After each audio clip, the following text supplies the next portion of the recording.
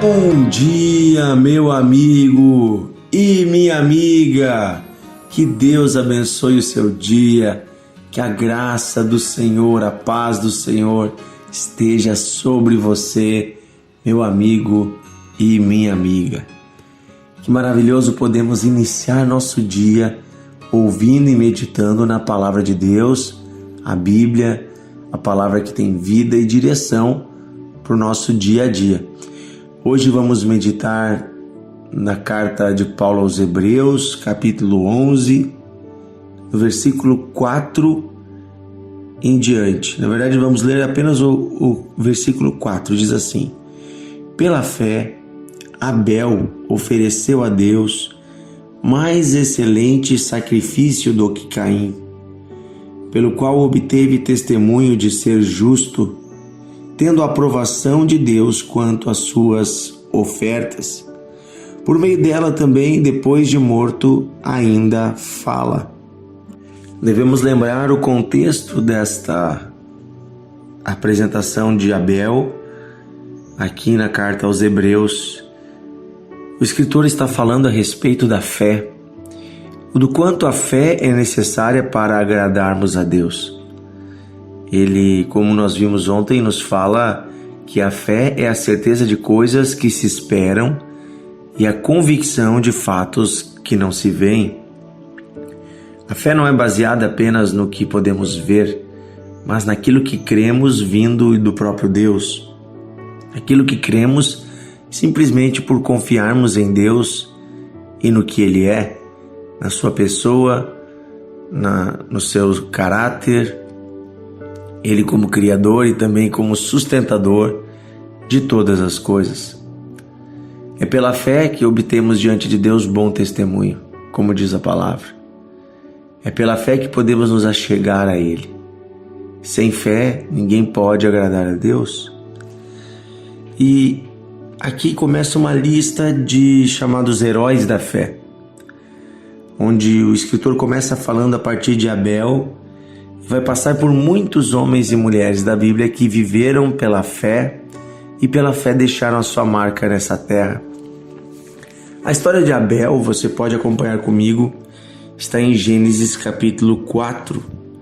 Eu quero ler com você os primeiros versículos do capítulo 4 de Gênesis, porque ali nós vamos entender quem foi Abel, o que ele fez de tão importante, ao ponto do nome dele estar na galeria dos heróis da fé. Então, essa passagem ela se dá na Bíblia logo depois do efeito do pecado, né? Adão e Eva pecaram, se afastaram de Deus, estavam agora andando na terra errantes, longe de Deus. E diz assim: coabitou o homem com Eva, sua mulher, e esta concebeu, ficou grávida e deu à luz a Caim. Então disse: adquiri um varão, um homem com auxílio do Senhor. E depois deu à luz a Abel, o seu irmão. E Abel foi pastor de ovelhas, e Caim foi lavrador. E no fim de uns tempos trouxe Caim o fruto da terra ao Senhor. E Abel, por sua vez, trouxe as primícias do seu rebanho e da gordura deste. Agradou-se o Senhor Deus de Abel e de sua oferta, ao passo de que de Caim e da sua oferta não se agradou. Irou-se, pois, sobremaneira Caim, e decaiu-lhe o semblante. Então lhe disse o Senhor: por que tu andas irado e por que descaiu o teu semblante? Se tu proceder bem, não é certo que serás aceito? Se todavia procederes mal, eis que o pecado jaz à porta. O seu desejo será contra ti, mas cabe a ti dominá-lo. Disse Caim a Abel, o seu irmão: vamos ao campo. E estando eles no campo, sucedeu que se levantou Caim contra Abel, o seu irmão, e o matou. Então, aqui nós vamos parar aqui, depois a história continua. Deus chama Caim, Deus vai dar uma punição para Caim, vai falar com ele. Esta passagem nos conta muitas coisas, nos fala sobre muitas coisas. Então, primeiro o contexto, né? Os dois foram gerados por Adão e Eva, aquele casal que agora não estava mais num paraíso, não estava mais na presença gloriosa de Deus, havia decaído no pecado.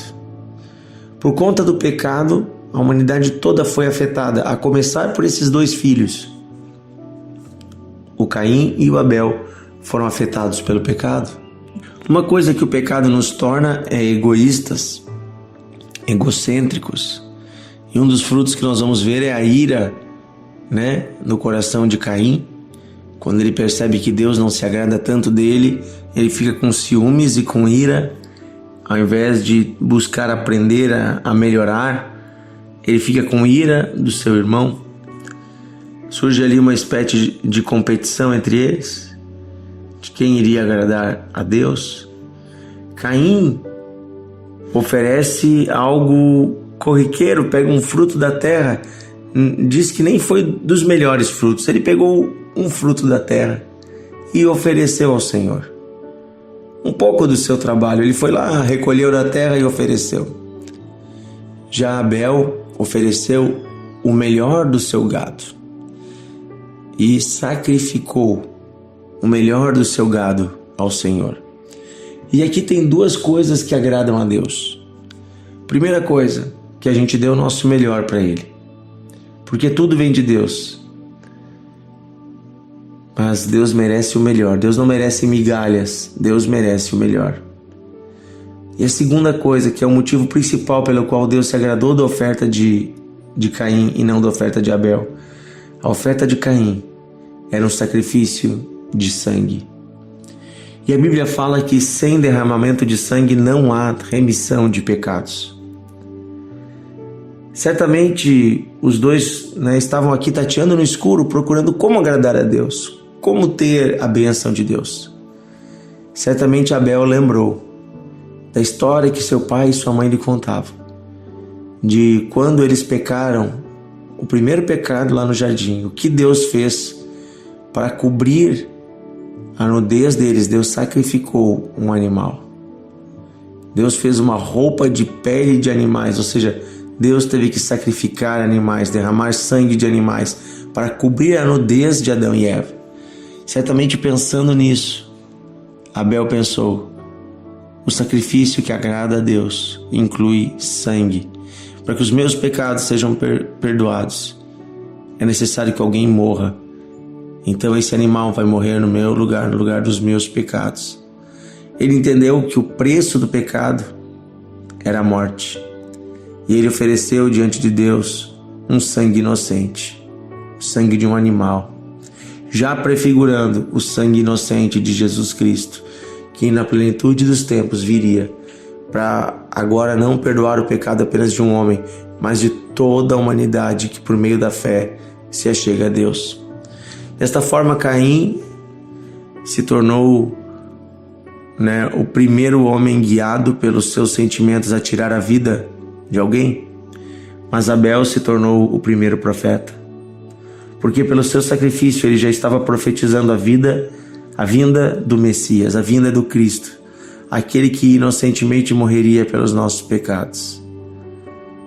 Abel alcançou diante de Deus pela fé, pela sua convicção interior, guiado pelo Espírito Santo, bom testemunho, porque ele fez não pela vista, mas pela fé o seu sacrifício.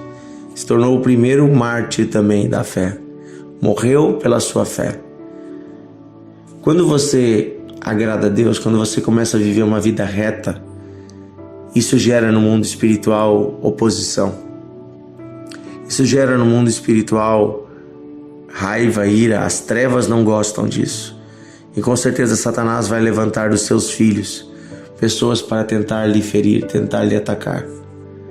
Mas fique tranquilo, o que importa diante de Deus é o seu testemunho. É interessante que Deus também fala com Caim. Deus tenta impedir Caim de fazer isso. Deus vai ao coração de Caim e diz: olha, filho, não faça isso.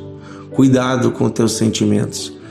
Olha, o pecado está à porta. Cabe a ti dominá-lo. Domine os seus sentimentos, senão eles serão contra você.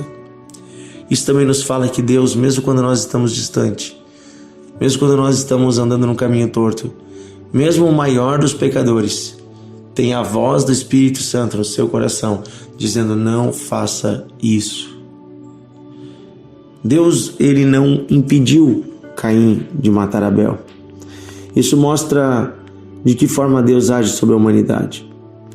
Na grande maioria das vezes, Deus deixa o homem seguir o seu caminho e depois ele traz o juízo.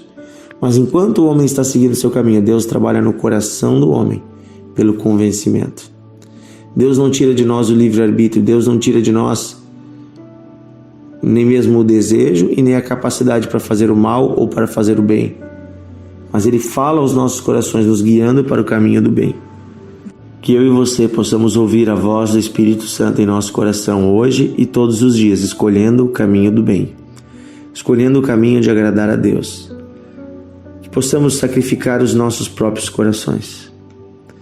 Algumas pessoas dizem: hoje em dia não é necessário mais sacrifício, porque Jesus já morreu numa cruz. Realmente, sacrifício nenhum mais físico é necessário. Não é mais necessário nenhum animal morrer, nenhuma pessoa morrer fisicamente. Mas Jesus disse uma coisa: é necessário sacrificarmos o nosso coração diante de Deus.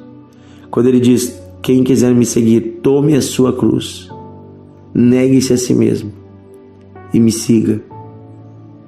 Ele está dizendo que é necessário que nós venhamos a morrer para o nosso egoísmo, morrer para nós mesmos, morrer para os nossos sonhos pessoais, para que possamos viver os sonhos de Deus.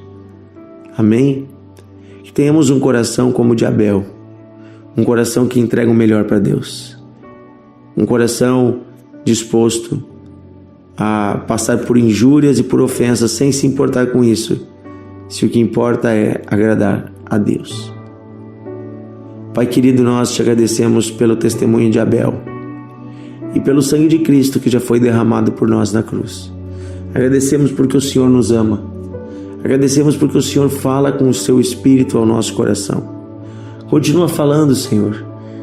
Nós nos arrependemos por todas as vezes que não ouvimos a Tua voz, ou que, como Caim, fizemos de conta que não ouvimos a Tua voz.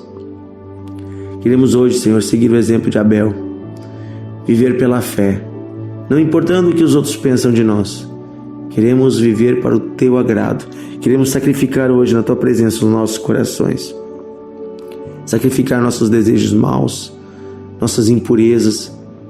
Queremos, Pai, a partir de hoje, viver uma vida de entrega ao Senhor. Te agradecemos por tudo, Senhor, entregamos esse dia em Tuas mãos, pedimos a Tua graça, Tua bênção sobre o nosso trabalho, sobre a nossa casa, sobre tudo que vamos fazer, que o Senhor guie o nosso dia. Pedimos isso, Pai, em nome de Jesus. Amém. Amém. Que Deus abençoe você, meu amigo e minha amiga.